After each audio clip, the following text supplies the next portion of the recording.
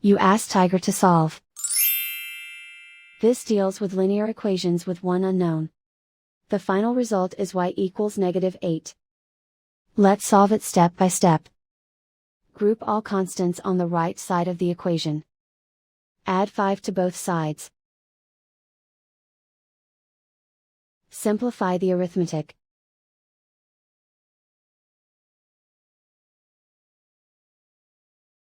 Isolate the y.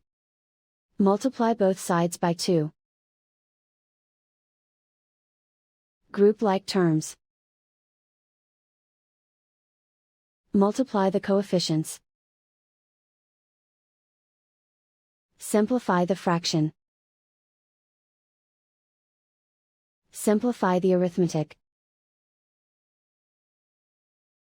And so the final result is y equals -8.